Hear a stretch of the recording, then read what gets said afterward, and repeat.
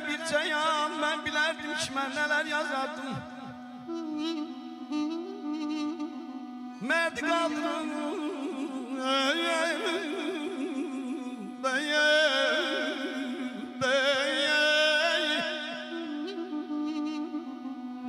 merdi kaldırın uzak göylere, namerde bir derin kuyu kazardım.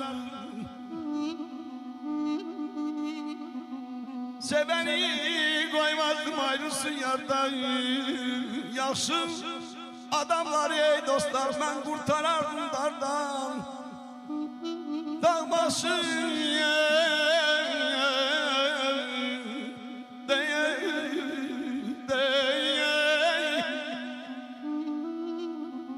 dağ başı nefsi eylemezdim kardan. Ceylanın sevdiği düzen yazardım.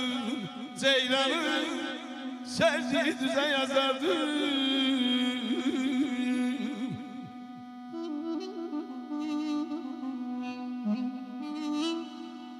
Ay evlatsızın yolda koymazdım gözümü. Evlatsızın yolda koymazdım gözümü. Gafletten güldürerdim ben onun yüzünü. Deyirəm bu xanəndə qalibin, yara yetirseydin sözünü. Yazdığı kəlməni muğamata yazardım. Aman ayem ayem örneme. Yine kumuz sahil, yine serin bağ, yine yaşam düşür meyveli işlere. Burada sevgiyle neçey baba, bir narsı bunu bastırdığı yere. Burada sevgilimle neçey baba, bir narsı bunu bastırdığı yere. Karaladın arseyi, bir ulduzdur her neçey.